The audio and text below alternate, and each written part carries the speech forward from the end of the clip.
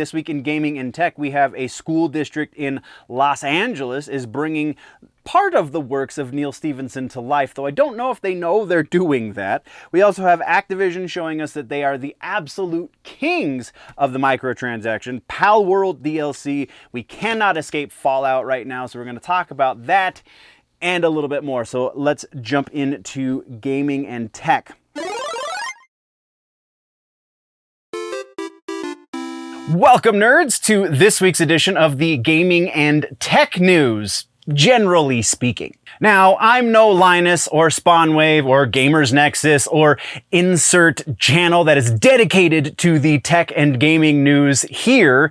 That's not what you're getting here. This is just enough to keep you informed, generally speaking. We do this just about every week as part of a larger news show called The Week in Nerddom over on the main channel. You can find that linked down in the description or at the end of this video. Now let's talk about some gaming and tech and maybe even some like photo, video kind of news as well. So our first follow-up comes from Nintendo. Not Nintendo necessarily. This is kind of a follow-up more on the fact that Nintendo shut down the 3DS and the Wii U connectivity. This deals specifically with the Wii U. So there is a new service called Pretendo. It's going to act as a replacement network for the Wii U.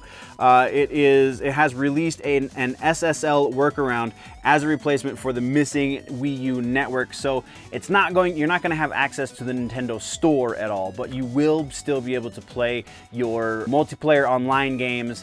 And there's a little bit more to it. If you follow the link down in the description, then they have all of the information you could possibly need on not only how to set it up, but also what exactly it patches as far as features go for online play. There is still the possibility that Nintendo themselves could be patching out the capabilities of this Pretendo to function. It's not out of the realm of possibility. Hopefully we can distract them otherwise with this whole Switch emulation situation, that they don't care about dead consoles anymore, though, I mean, technically speaking, the Switch is about to be a dead console too, so I don't know what's going on. But yeah, if you have a version of the hardware, or the firmware rather, on your Wii U newer than 5.5.5, I believe there is only one version of the firmware newer than that is 5.5.6. So if you have the 0.6, you're kind of SOL. If you have 0.4 or earlier on your Wii U, I believe they also have a patch so that you can upgrade your firmware to 5.5.5 and then you can use Pretendo. But I don't think there's an option to patch 0.6 backwards. Again, link in the description. They have a little bit more information than I do because we're just talking headlines, damn it. From there, our next follow-up has to do with Mortal Kombat 1. Of course it does, because Ermac just launched this morning, I guess, as I'm filming this, and I have yet to play my Ermac because it's been a very busy day, but I did download my patch, and I have gone over the patch notes, and it's not exactly what we were thinking it was. There is a couple of changes as far as Raiden is concerned. They kind of switched up Raiden's meta, but ever so slightly. They have totally nerfed Peacemaker, which I can totally get behind. But as far as the big thing that we talked about last week in the live show, with the new moves coming to Scorpion, Rain, and Reptile, that is not exactly what we were hoping for either. Reptile got a whole bunch of love. Reptile is still kind of in his own league as far as the meta goes on Mortal Kombat 1, because he doesn't really exist inside of the same meta as 98% of the rest of the cast of the game does so far. He's not exactly a poke grab kind of character, whereas everyone else really, really is. So they've just kind of really done a lot more to help distance him from the rest of the cast in that way. But then as far as Rain is concerned, there are a couple of he has 2 new strings, technically 2 new standard moves, not any special moves, but 2 new standard moves that start off those strings. It's pretty cool. If you go check out the Real MK Tom Brady's breakdown of all the new stuff. He goes into great detail. But the one that I want to touch on the most is my main for Mortal Kombat, generally speaking, and especially for Mortal Kombat 1, and that's Scorpion. So we were promised that we were going to be getting a new combo string with Scorpion. While technically that is accurate, it is not the kind of combo string we were looking for. It's a variation on his forward 3-2, and now it's a forward 3-3, so it starts mid, and instead of the second hit being a high, it's also a mid. So if they try and duck your high, you're going to hit them. But you can't combo off of that second hit. You can combo off the second hit of the 3-2 because it knocks him in the air and then you juggle. I wanted a low, just one low. Give me something that I have a proper 50-50 with my main so that I'm not completely just reliant on my cameo. I am okay with the cameo system. I think the cameo system is actually really refreshing, a really cool way to not only pay fan service, but also kind of switch up the meta that was getting a little stale up to this point, let's be honest. A little stale. I'm always going to be a fan, but I just want something to bump him up. I don't need my main to be S tier in the game. I do want him to be at least B tier, and he's still a C tier character. Like, to be honest, not really, there's not a whole lot of people who are scared when they see that I'm playing Scorpion. So I feel like just one proper 50-50 would make him very much a more dangerous character. But now we're rambling about a real quick update. Happy Ermac Day to everybody. I'm super excited to get to play Ermac. Nice to see that he's a rushdown character this time around and not so much a zoner or a counter zoner or anything like that. He's really functioning as a more rushdown character, so I'm very excited to get into that because that's generally my playstyle. But yeah, that's what we got from Mortal Kombat 1. So let's get into the big, meaty follow-up, and this has to do with Call of Duty Modern Warfare 3. So we've kind of touched on this game a couple of times since its release. This is the most egregious example of following up on this game that we've ever, oh boy. All right, so microtransactions are a thing, especially in games as a service times that we live in, because in order for developers to feel like they've made the money that they want off of a game, effectively what they're doing right now is they're launching broken games and then fixing them as they go. So they're really launching with betas, but that's a whole different argument for another day. And then the other thing they're doing is microtransactions. They're going to give you a new skin, but you have to pay them $4, or in the case of Mortal Kombat, $12. They're going to give you a new skin. They're going to give you a weapons skin. Hopefully it is not something along the lines of pay to win, where if you don't pay them for the microtransaction addition to the game, like say it's some sort of amazing gun, amazing weapon in a shooter, sorry, words, then that's kind of a broken way to do it. But everyone kind of has settled on the aesthetics. You're purchasing aesthetics through microtransactions by and large. So we got a new melee weapon that is coming to Modern Warfare 3, and it's the B.E.A.S.T glove. This is a cross promotion with the Godzilla X Kong movie that just came out, the New Empire. It's a melee weapon, which isn't going to do a whole lot for you in a shooting game. But I'm not a Modern Warfare player. I'm not a Call of Duty player by and large. Played very limited amount of time of that game in my life.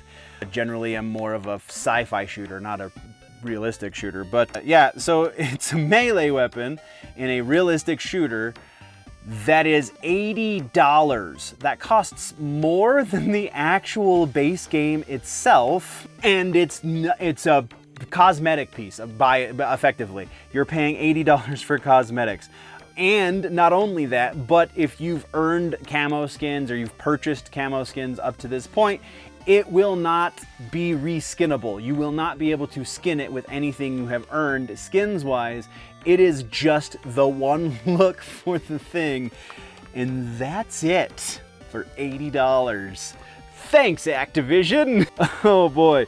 There is very likely going to be a follow-up to this, probably a month or two down the road. So hopefully we will catch wind of it, but it's not really a game on my radar. So maybe not. That's what we got on that one though. So let's move over. Our next follow-up has to do with Adobe. Actually, this is kind of a dual follow-up because we keep tabs on Adobe a little bit as far as tech goes, but also AI. And the AI revolution just will not stop, and Adobe is feeding into it. So previously, Adobe products, the AI integration has only really been a part of they kind of have integrated into Premiere so far as like you can edit a lot quicker in that it will automatically cut out gaps, empty space, and also will cut out filler words, ums, uhs, and ahs, and that kind of stuff. So that was integrate. That's the extent of the AI integration up to this point into Premiere. But about a year ago, approximately a year ago, the last yearly update for Photoshop brought us a whole slew of AI features as far as generative AI goes. So you have the option to just from blank canvas create something brand new. You can outpaint is what it's called. You take a picture and make it bigger, and it fills up all of that new empty space with something that is relevant to the picture that already existed. You can remove objects with AI. The AI capabilities in Photoshop, the image editing software, are kind of through the roof. So anyone who doesn't actively use Adobe products probably doesn't know this, so I'll give you the TLDR at least a little bit. There are multiple instances of each of their programs inside their suite. What I mean by that is there's a beta version, and then there's the standard version. So things get tested in beta, don't always make it over to standard. And not everything has a beta version that's available to the public, but the programs that do is their video editor, Premiere, their image editor, Photoshop, and then their video, how do you even describe After Effects? It's the asset creator. It's the thing where you get, like, all of my lower thirds are made in After Effects. All of the cool things that pop up on the screen, all of that's After Effects. So that's kind of, it's a much more powerful video editor, but it's also much harder on your computer system. So that's why, the linear style of Premiere is preferred by most content creators. Anyway, rambling a little bit. So all of that is to say, AI is now being even more integrated into Premiere. At some point this year, Adobe is saying that we are going to get a bunch of the stuff that they just unveiled in a new press release. There's going to be object addition and removal in Premiere. There's also going to be generative extend, so you can take a clip of footage and extend it with stuff that wasn't there previously. There's also going to be text to video options, and all of these are going to use multiple variations on what we know of for video creation AI. So it's not just going to be Adobe's model that they're going to integrate. They also have plans to integrate the other three big models. I don't have them in the notes because, say it with me, class, I take amazing notes. But Sora is one of them. That's the OpenAI model. I don't think they're going to do Stable Diffusion's video AI. Video diffusion, I think is what it's called. I don't think that one was included, but basically the other three are. Sora being the only one I can remember the name of right now. It's fairly Pika is another one. Fairly irrelevant though, you don't need to know the name of the model, but just know that they're going to integrate other models of AI creation into their AI integration. And that's kind of bonkers. Now, there is a video, you're probably seeing clips of it right now on the screen if you're watching the video, and otherwise you're just listening, and I sound silly saying things like that, but there is a video that they released showcasing these options. Now, the biggest part of the video that they're showing, that they released, is not actually the AI at work. It would seem some of the clips that they're using are the actual AI at work, especially the ones that they're doing the comparison of the different AI models. But the biggest kind of moment in this video is there's supposed to be diamonds in this briefcase. So they highlight the empty spot in the briefcase where there's like 3 or 4 diamonds, and then they say briefcase full of diamonds in the text prompt, and then it gives them 3 different options for what it could look like. And they choose one option, and that, my friends, is not AI generated video. That is actually them reshooting the same scene, or the same shot anyway, and filling that briefcase with fake diamonds. That is not AI doing that. You can see the difference between that shot specifically, and the other shots, because the other shots have this dramatic uncanny valley situation going on where it's like you can still kind of see where the thing was that got removed, or the things that are created straight from text to video look like they were created straight from text to video. This is not always going to be the case. It will get better. This is as bad as it's ever going to be. It will only get better from here. So it's really cool to see this kind of integration this fairly early in the life cycle of AI and generative AI. But we're almost to the point where Adobe is justifying the $600 a year, $650. They just raised it last year. $650 a year for their full suite. Like up until this point, it was like, either do this or pirate it, and I don't want to get in trouble for pirating the software, so kind of stuck between a rock and a hard place. And I already know this ecosystem, so trying to learn the other ecosystems out there would just be setting me back. So again, rock and a hard place. But now, with all of this other stuff that's making the life of a solo creator that much easier, I don't know, I'm almost to the point where I think that the $600 is worth it. So good on you, Adobe, I guess. Let's go from there. We're going to talk about Threads. More AI. Oh, yay. This one, though, not nearly as fun. So Threads lacks DMs. You cannot DM somebody on Threads, which is Meta's Twitter killer, right? Or X killer at this point. So this is functionality that people have been trying to get Meta to incorporate into Threads for some time at this point. And now they're kind of doing that, but it's a very strange situation. So first of all, you can message from Threads to somebody, but if you are on the receiving end of that, then you receive the message in your Instagram inbox with no differentiation. So that's fun. But also, if you're on the sending end of that, you have to send your message effectively through an AI chatbot. Yeah, your guess is as good as mine. I got nothing. I don't understand how it's so hard. There is a Facebook messaging app. There are DMs in Instagram. Why is it so hard? Maybe it's because of those two things already exist, and so Meta doesn't understand why they need to make yet another instance of direct messaging, to which most people say, because we don't all use those other things, so why make our lives more difficult because you're lazy? Yeah, it's very strange, and this is just further illustrating the obsolescence of the X platform killer. So yeah, okay.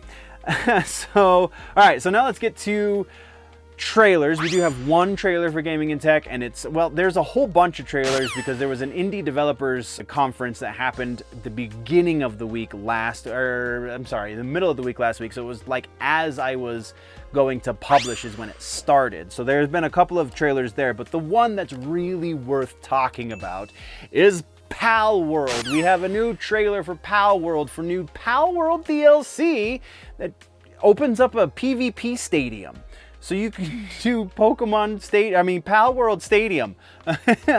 Yeah, I feel like this is just going to further illustrate to Nintendo, hey, maybe we should be doing this with the thing that we created and not let somebody do a secondhand version of it. Because this is what the grown Pokemon community has kind of been wanting for some time. So yeah, it's super interesting. Go check out the trailer. It's very, very short. Link in the description. Moving on from there, let's talk about some regular ass news. First up, really awesome. Continuing with that AI conversation, we have the LAUSD school district, the second largest school district in the nation, is going to be giving their students, they're experimenting with it right now. They have 55,000 students who have access to it, with the hopes of rolling it out to the entire student body of the district. It is going to be an AI digital assistant for everyone from grades K through 12. So this is a Neal Stephenson novel. If you read The Diamond Age, like I have suggested a number of times on this channel, then you will know that while it is not exactly Nell's version of the illustrated primer, it is the Mouse Army's version of the illustrated primer, is effectively what this is. I mean, this is the absolute base level rudimentary version of that, because obviously it's not a smart book, but still, it is an AI assistant. Now, it's going to interact with students differently depending on age and grade level, etc., etc. Where for kindergartners, it's going to be just very basic gaming kind of things that keeps them interested in learning and school-oriented topics. And then for the older kids, it's going to be more like a helpful planner and kind of keep them on task kind of thing. Now, I have not seen exactly what it is that they're going to be giving this to the kids in, if it's just going to be a piece of software that they have on their laptops that have been provided to them from the district, because again, second largest district in the nation. They've got a little bit of money, and that's cheaper than the books, right? So that's kind of why they get Chromebooks. Anyway, that's a whole different argument, a whole different conversation rather. But this is furthering that AI conversation. Now, is this going to be a net good? That is the part that remains to be seen, because there have been some concerns raised by the parents of the kids to see exactly what kind of information the AI is pulling from their children, and how sensitive is that information, and what is going to be done with that information once it is ingested into the AI. And just general like security issues that are always associated with AI in today's age. Those things apply, absolutely, but honestly, maybe not this first iteration of it. Oh, and it's called Ed, I believe. It's a little sunshine thing. I'll have an image of it on screen, but the first iteration of it is not going to be the greatest. It will probably be pretty great for the younger audience, but anyone over probably 6th, 7th grade is probably not going to find a whole lot of use for it yet. Also, you know, it's very limited in its information access, because right now it can only access things inside of the school district. It can't access the internet at large, because that's a whole nother set of issues. How are they going to protect against adult content and so on and so forth? So like I said, the initial iteration is not going to be perfect. It's not going to be great by any stretch of the means, but think of this in terms of 2 or 3 years, because of the way AI is going, the way it is advancing, at the rate at which it is currently progressing from one iteration to the next, 2 years time, 3 years time, we could be on the 5th, 6th iteration of this. And it's going to be amazing. It's going to be, there's the other side of this argument, is it's going to make things potentially too easy for some kids, in that it's going to facilitate plagiarism, kind of like ChatGPT does to a certain degree, or any large language model really. So again, how do we ignore the situation we're in with AI and still keep our growing, the next generation and upcoming generations? How do we keep them on top as far as the world stage goes? I think we have to embrace AI, and we have to learn how to integrate it so that we can make the learning process easier, because I mean, not everybody is gifted to be able to retain information perfectly or really very well at all. So having an AI assistant might help in that, there are so many ways it can help. We have to find ways to integrate it so that it's more help than hindrance. And I think we have the capabilities of doing that, though with it being in the hands of the public schooling system, I have my serious doubts that we're going to reach those capabilities before it becomes more of a nuisance and before it becomes more of an issue. So definitely be keeping tabs on this one, though it will probably be months and months between, but I'm super intrigued by what's going on here. And then we're gonna do just a real quick kind of cultural situation as far as the gaming community is concerned, specifically tabletop gaming, though it gets a little bit more broad than that because it's Warhammer 40K. Recently it was announced that there is a female custody. I am very limited in my Warhammer 40K lore, so please bear with me. But female custodian, and previously up to this point, it has never been made explicit that there have been females in this faction of the people in the universe of Warhammer 40K. So, as could be expected, the community is a little bit up in arms over the fact that all of a sudden, this once thought to be completely male faction is now completely female.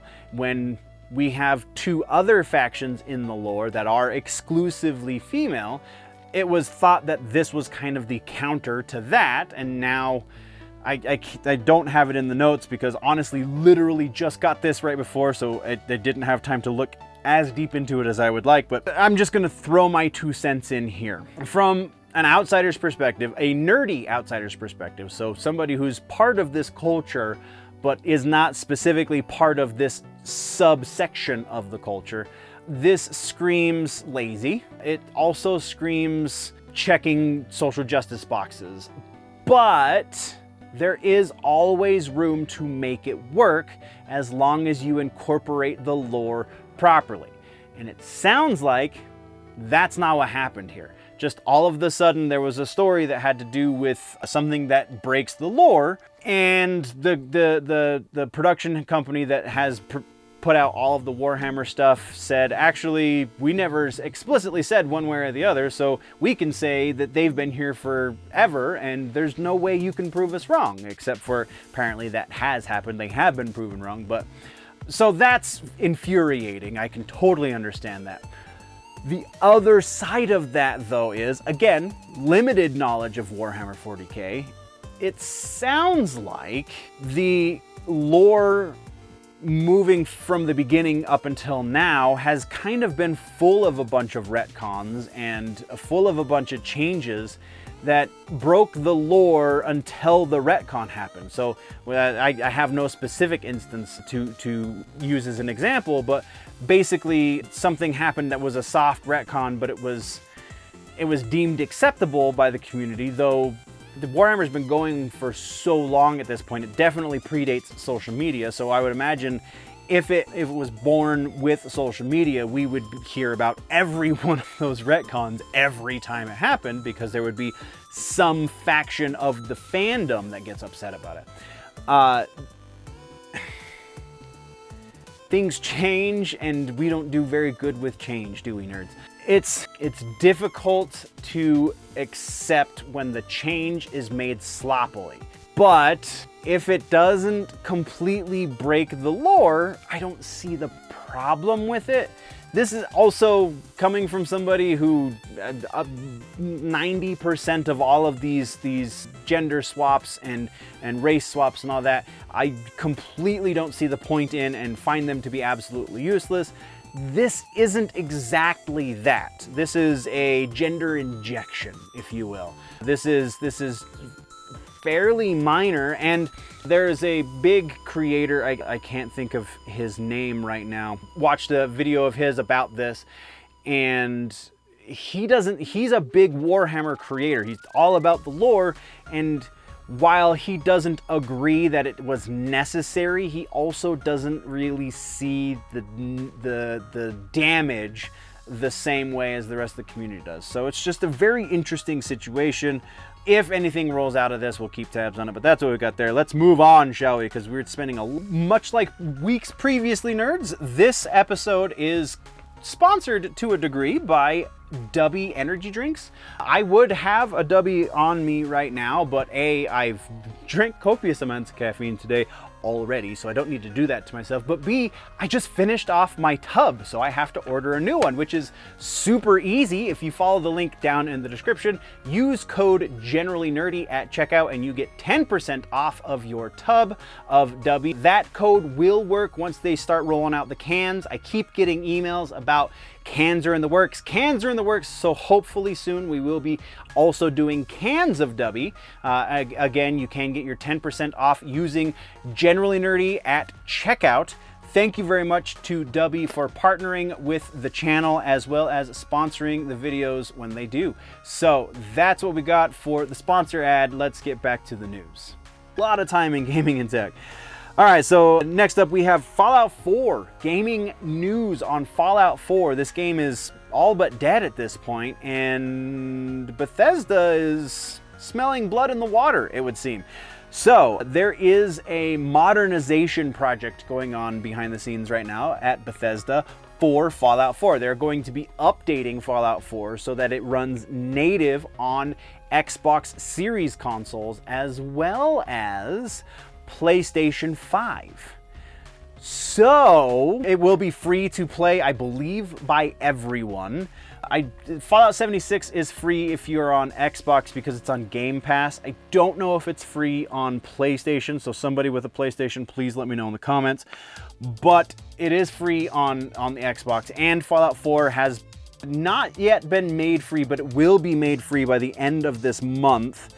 And on top by April 25th. There it is. It is actually in the notes. Check that out. As well as on the Microsoft Game Pass on PC. I don't think in the Steam store it will be free, but on Game Pass it will be.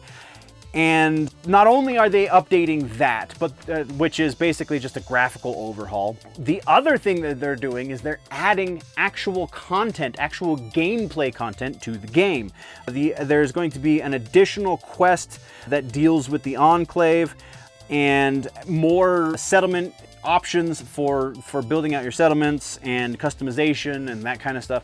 So it's a game that we already know and love, and most of us have already beaten it. Actually, I haven't beaten Fallout 4, but it's because, like they say in the Amazon series, thou shalt get distracted by bullshit every time. Yeah, that was my Fallout 4 experience.